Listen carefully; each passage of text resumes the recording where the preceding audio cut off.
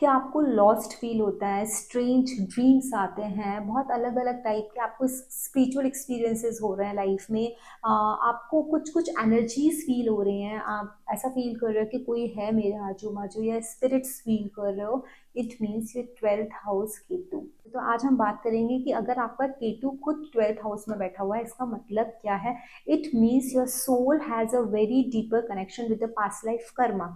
Please be in this video till last because I am going to decode what kind of energies you are carrying from your past life, even what are the challenges, struggles you have in the present life, and how will you get rid of।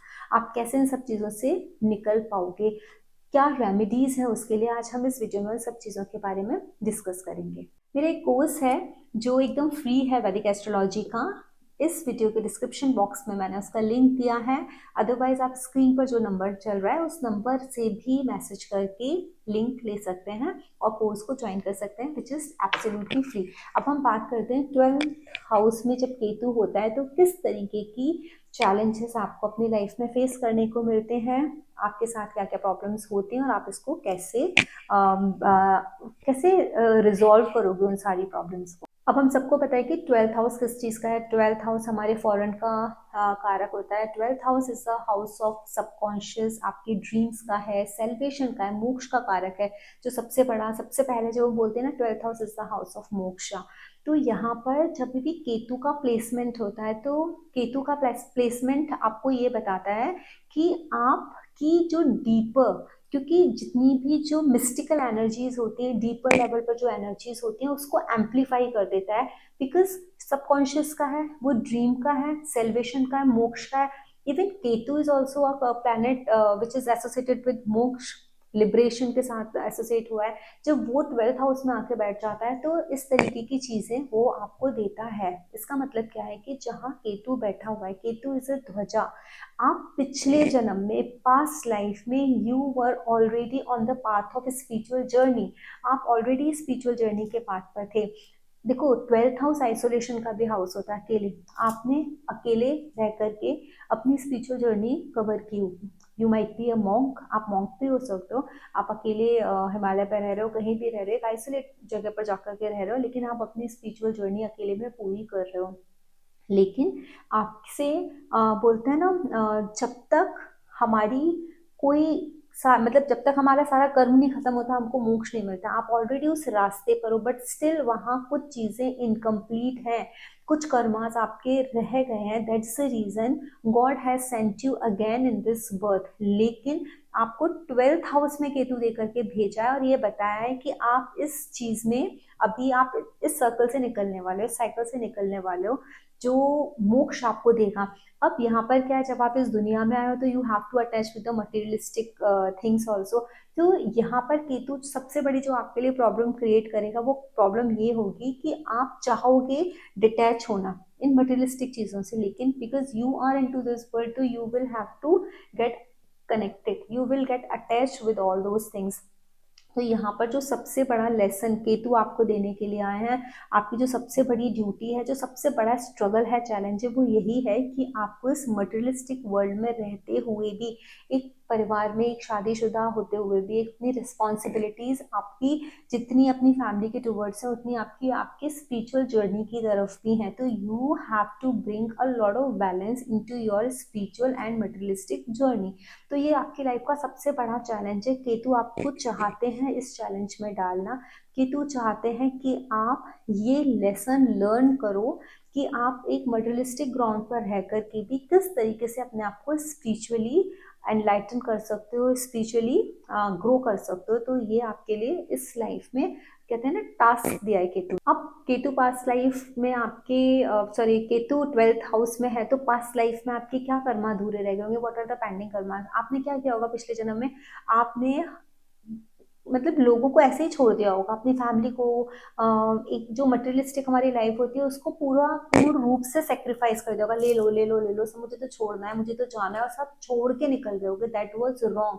You might have given pain to others, you might have hurt others, अपने परिवार को या family को। तो इस जन्म में केतु ने आपके सामने क्या चैलेंज ला के रख दिया, यही रख दिया कि आपको वापस जन्म तो मिला है, परिवार में आपकी शादी भी हो गई, बच्चे भी हो गए, फैमिली भी हो गई, पेरेंट्स भी हैं, लेकिन आपको इन सबको भी देखना है along with your spiritual journey. तो पास्ट लाइफ में आपने क्या किया है, what was the past life Karma, past life में आपने पूर्ण रूप से अपने आप को सिर्फ स्पिरिचुअलिटी पर डाल दिया था, सारी मटेरियलिस्टिक चीजों को छोड़ दिया था। शायद आपका वो टाइम मटेरियलिस्टिक चीजों को उस तरीके से छोड़ना नहीं था जिस तरीके से छोड़ दिया, तो आपकी कुछ मटेरियलिस्टिक ग्राउंड पे जो ड्यूटीज थी वो इनकम्प्लीट रह गई। You might have completed the duties maximum which are on the ground of spiritual level, है ना, स्पिरिचुअल ग्राउंड पर जो आपकी ड्यूटीज होंगी, you might have completed those duties, but जो मटेरियलिस्टिक ग्राउंड पे आपकी ड्यूटीज थी वो आप ऐसे ही अबेंडन करके छोड़ के उन सारी चीजों को चले गए। दैट्स द रीजन केतु ने आपको वापस आके पटक दिया। 12th हाउस में ही है, आपको वो देंगे, लेकिन पहले आपको वो ये बताएंगे कि इस जन्म में इस चीज को बैलेंस कर लो। अगर आप बैलेंस कर लेते हो तो आपकी जर्नी, स्पिरिचुअल जर्नी, आप बहुत स्मूथली अपने आगे ले जा सकते हो। अदरवाइज जब 12th हाउस में केतु होता है, इन लोगों को सबसे ज्यादा चैलेंज आता ही है मेडिटेशन करने में।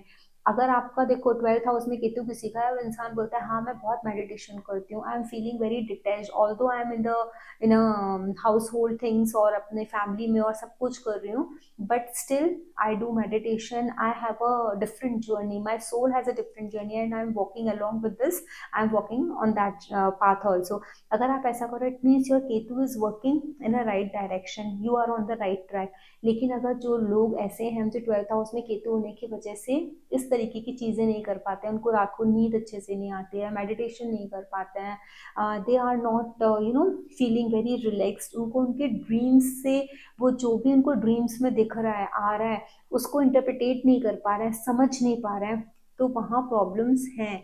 मतलब आपको अभी भी केतु बोल रहा है काम करना है, या तो आप बहुत ज्यादा मटेरियलिस्टिक चीजों से अटैच हो गए हो, क्योंकि आपकी ये जो लाइफ है ना वो मटेरियलिस्टिक चीजों से अटैच होने के लिए बनी ही नहीं है, और ना ही कंप्लीटली स्पिरिचुअल होने के लिए बनी है। लाइफ आपकी बनी है कि मटेरियलिस्टिक होते हुए भी स्पिरिचुअल रहो, और स्पिरिचुअल होते हुए भी आप मटेरियलिस्टिक चीजों को साथ में लेकर के चलो। तो ये बैलेंस बेसिकली क्रिएट करने के लिए आपकी लाइफ में ये आपने जन्म लिया है, तो you have to do this. आप लोगों के अंदर ना बहुत ज्यादा अर्ज होती होगी कि मैं बहुत दूर चला जाऊं, कहीं अकेले में जाकर के रहूं, ड्रीम्स, डिफरेंट डिफरेंट तरीके के ड्रीम्स आ जाते होंगे, तो आपको ये लगता होगा कि what is the meaning, I had seen such kind of thing, ऐसा लग रहा है पास्ट में भी कभी देखा है, बहुत रियल ड्रीम है ये सारी चीजें, लेकिन मैंने सच में तो कहीं देखी नहीं है। You might Google also but you will not find those things. इस तरीके की चीजें लगेगी, सोसाइटी से ना एकदम से डिटैचमेंट होगा, आपको ऐसा लगेगा ना I should withdraw my self from the society, कुछ नहीं है, सब झूठ है, झूठ की दुकान है, ऐसा लगेगा आपको।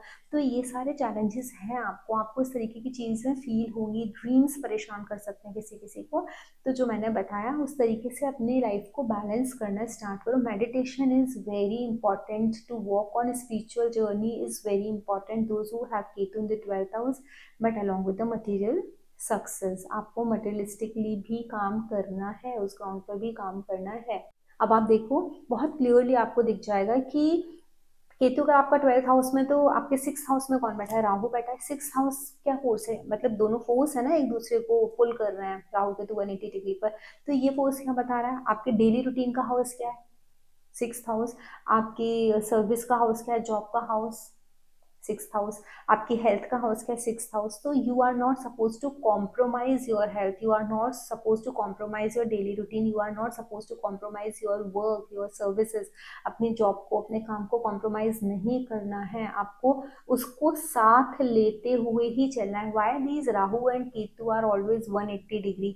और आप देखो वो ऐसे ही हाउसेस में होंगे, एक आपको मटेरियलिस्टिक दे रहा है, ये देखो अर्थ त्रिकोण में है राहु, और ये कौन सा है, मोक्ष त्रिकोण है, एक अर्थ है और एक मोक्ष है। तो आपको अर्थ में और मोक्ष में, दोनों में ना बराबर का सामंजस्य बना के चलना है। जब आप सामंजस्य बना करके चलोगे तो आपकी ये जो जर्नी है 12th house Ketu, it will be very smooth. Remedies क्या है आप लोगों के लिए कि आप लोगों को क्या अवॉइड करना है, एक्सट्रीम आइसोलेशन। आप एकदम एकदम से आइसोलेट हो जाओ, उस चीज़ को अवॉइड करना है। महामृत्युंजय का जो मंत्र है वो कॉन्स्टेंटली आपको चैंट करना है, या फिर अपनी एक हैबिट बना लेनी है कि मुझे इतने मंत्र एवरीडे करना है, that is must for you. Needy लोगों को आपको ब्लैंकेट डोनेट करना है, बिकॉज ब्लैंकेट से क्या है, और के साथ सोता है ना, 12th house is your sleep also, your bedroom also, तो आप उनको कंबल डोनेट करो।